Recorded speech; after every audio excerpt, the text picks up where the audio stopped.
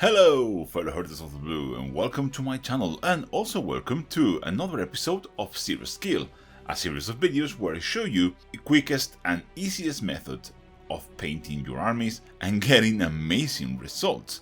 For this episode I was inspired by the new Space Marine characters and finally built myself a Salamander for my Space Marine kill team with just 3 simple steps and some optional details. Remember, as always, these videos are sponsored by Vallejo to showcase the absolutely amazing Express color paints. If you want anything for your hobby, go and check the Vallejo webpage where I'm sure whatever you need you will find there. And now, let's get cracking.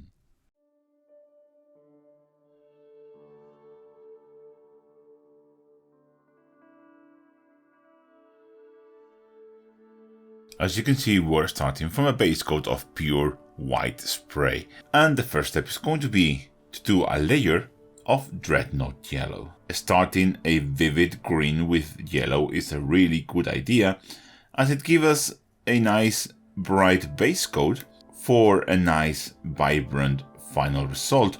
Also, Dreadnought yellow has a lot of orange in the shadows, which makes for an ideal shading color. It's not as good as red, doesn't provide as much contrast, but it's good enough. I tested out red in this case, and the final results were too contrasty. I wasn't happy with how it looked. So just paint your Salamander as an Imperial Fist, and we should be golden. This initial layer doesn't have to be the smoothest, but it really helps out if it is really smooth. The smoothest this initial pre-shading is, the better the final result is going to be.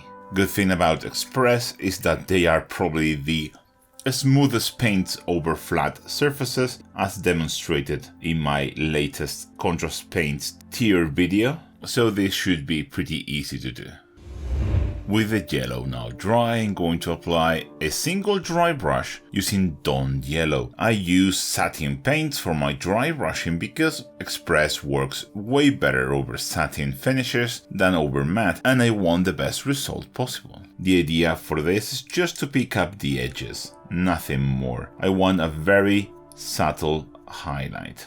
I want the yellow to be the main color there because that's going to help us with saturation of the green, which is very much needed for this chapter. So I'm doing a fairly soft dry brush, just trying to pick up, as I said, the edges of the shapes.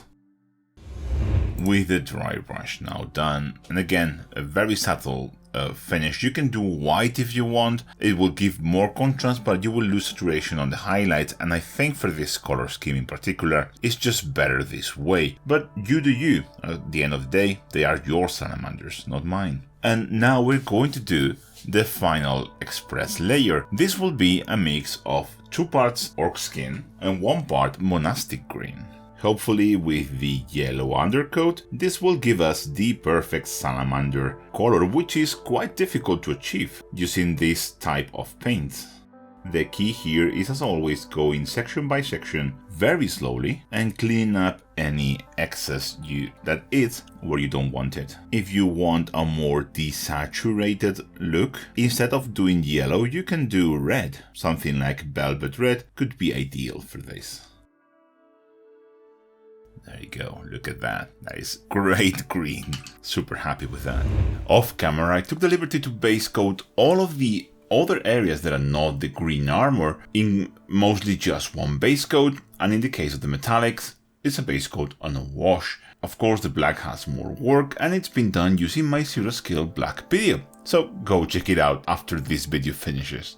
I do this to showcase how the armor looks in context, because sometimes it's hard to visualize that, and I think it looks pretty damn amazing. But as always, I'm going to show you how we can take this to the next level with some highlights.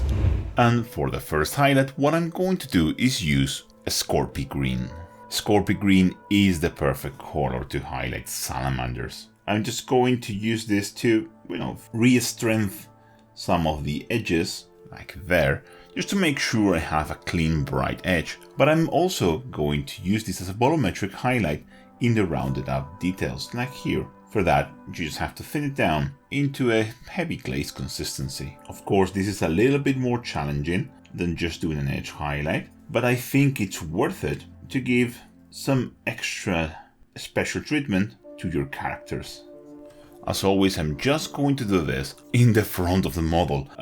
You don't really need to do much more, but feel free to do this all over the model if you want to do that.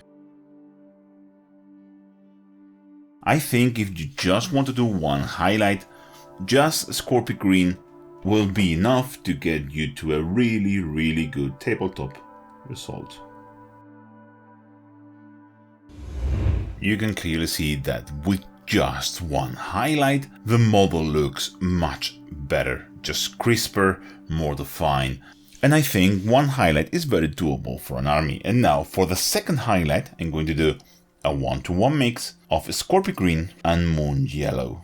I'm going to lean very heavily into the yellow for the highlights because I think that looks the best for Salamanders, especially Salamanders after the Horus Heresy, of course. You really want this very bright chartreuse color for your final highlights. And as I did before, on the rounded parts I'm going to add a volumetric highlight.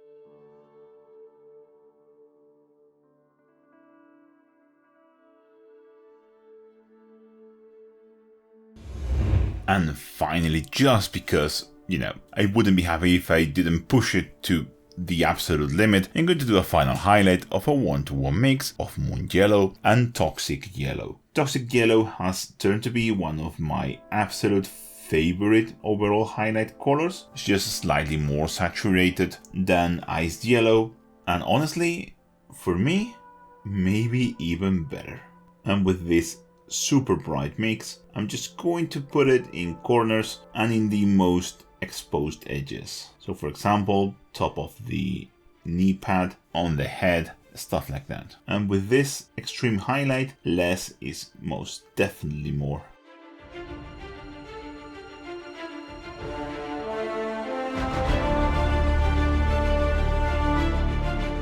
And this is the final result. Remember, as I said before, the black was painted using my zero scale black video, and if you're interested in that, please go and check it out. You're not going to regret it. I'm really happy with how the green turned out. It's a very vibrant and very distinctive green, and I think I match it quite well to the box art.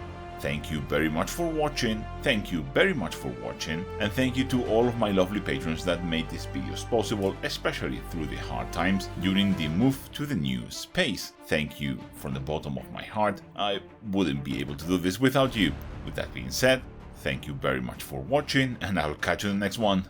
Bye!